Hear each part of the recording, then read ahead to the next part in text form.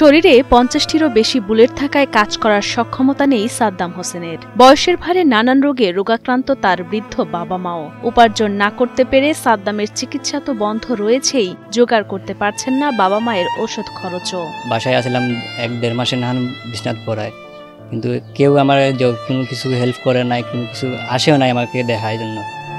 এমনকি এখনও পর্যন্ত আমি ভুগতেছি এইগুলো গুলি নিয়ে। এখনও পর্যন্ত কেউ আসে নাই আমার দেখার, কিন্তু আমি আমার মা বাবাকে নিয়ে যোগ নিয়ে এখনও পর্যন্ত উপাসের যোগ, একদিন না খেলে আরেকদিন খাইছি না, এরকমভাবে চলতেছে। ডাক্তারও বলছে এগুলো বার করা যাবে না, এগুলো বার করা যাবে না, আপনি ওষুধের মাধ্যমে আপনার এগুলো শেষ হইব। কিন্তু এগুলো তো শেষ হইতেছে না, এগুলো তো আর যত যেতেছে তো আর যন্ত্রণা বাড়তেছে। যে জায়গায় যেগুলো রাখছে এগুলো আরও যন্ত্রণা বাড়তেছে।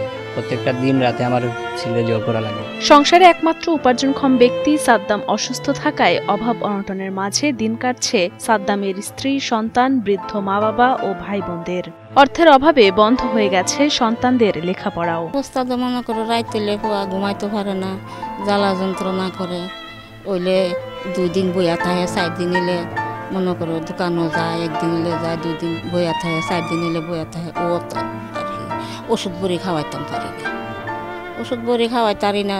মনে করো ফ্যামিলি বড়, সংসার বড়, মা বাপ লইয়া করছে প্যারাসেরাত, মা বাপের ওষুধ বড়ি খাওয়ানো লাগে, ডাক্তার খরচ দেওয়ান লাগে, তারও ডাক্তার খরচ দেওয়ান লাগে। অসুস্থ সাদ্দাম হোসেন ব্রাহ্মণবাড়িয়ার আখাউড়া উপজেলার গঙ্গাসাগর গ্রামের বাসিন্দা। কাজের সুবাদে পরিবার নিয়ে ভাড়া বাসায় বসবাস করেন সিলেটের বিআইডিসি বহর এলাকায়। চায়ের দোকানদারি করেই সংসার চালাতেন সাদ্দাম। তাই তো জীবন চালানোর তাগিদে ৪ আগস্ট আন্দোলনের মধ্যেও দোকান খুলেছিলেন সাদ্দাম।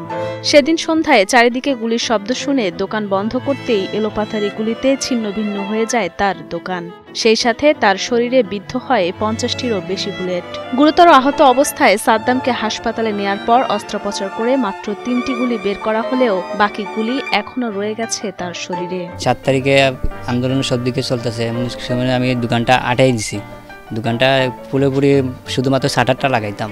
এমন টাইমে একটা সাদা গাড়ি আইসা পুলিশের যদি শর্ট করছে, স্পিন গুলি মারছে। গুলি মারার সাথে সাথে আমি এই জায়গায় অজ্ঞান। এবার মানুষের দৌড়াদৌড়ি করে আমরা নিয়ে উমেন্স নিয়ে ভর্তি করেছে। উমেন্সে তারা মাত্র 3টা গুলি, আমার ভিতরে আসলে 54টা গুলি, 54টার ভিতরে মাত্র 3টা গুলি বার করে বাকিগুলো সব দিয়ে বলছে আপনি জান গিয়ে এগুলো কোনো সমস্যা হইব না।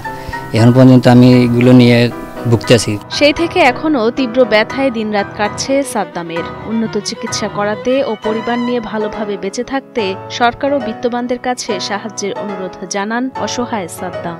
বর্তমান সরকারের কাছে আমার এইটা চাওয়া, আমার যেহেতু আমার এত গুলি খাইছে, আমি তো এগুলো নিয়ে তো কোনো কিছু কাজ করতে পারবো না, শুধুমাত্র একটা দোকান নিয়ে যাবো।